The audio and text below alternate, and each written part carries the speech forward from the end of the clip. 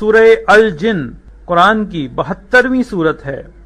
اس میں 28 آیات اور 2 رکوع ہیں۔ بسم اللہ الرحمن الرحیم۔ اللہ کے نام سے شروع جو بہت مہربان رحم والا۔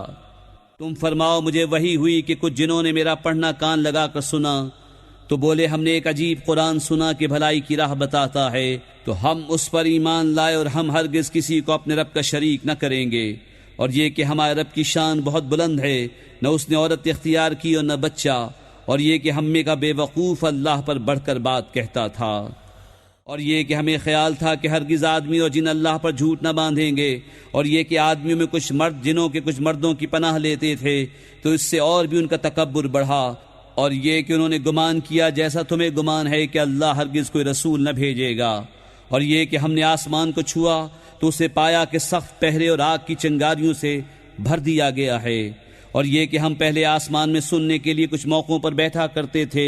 پھر اب جو کوئی سنے وہ اپنی طاق میں آگ کا لوکا پائے، اور یہ کہ ہمیں نہیں معلوم کہ زمین والوں سے کوئی برائی کا ارادہ فرمایا گیا ہے یا ان کے رب نے کوئی بھلائی چاہی ہے،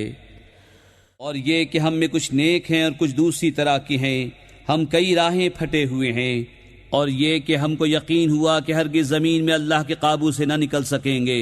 اور نہ بھاگ کر اس کے قبضے سے باہر ہوں، اور یہ کہ ہم نے جب ہدایت سنی اس پر ایمان لائے تو جو اپنے رب پر ایمان لائے اسے نہ کسی کمی کا خوف نہ زیادتی کا، اور یہ کہ ہم میں کچھ مسلمان ہیں اور کچھ ظالم، تو جو اسلام لائے انہوں نے بھلائی سوچی، اور رہے ظالم وہ جہنم کے ایندھن ہوئے۔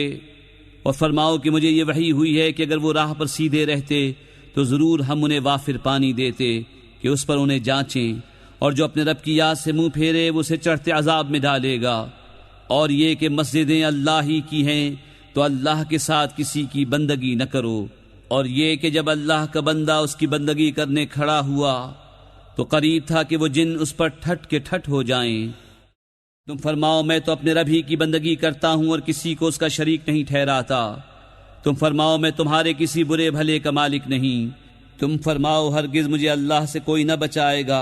اور ہرگز اس کے سوا کوئی پناہ نہ پاؤں گا مگر اللہ کے پیام پہنچانا اور اس کی رسالتیں، اور جو اللہ اس کے رسول کا حکم نہ مانے تو بے شک ان کے لیے جہنم کی آگ ہے جس میں ہمیشہ ہمیشہ رہیں،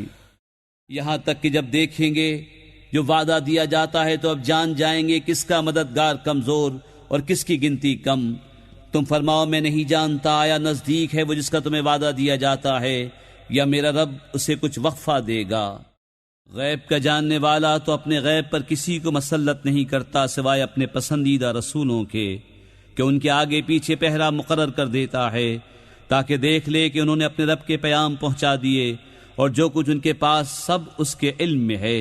اور اس نے ہر چیز کی گنتی شمار کر رکھی ہے۔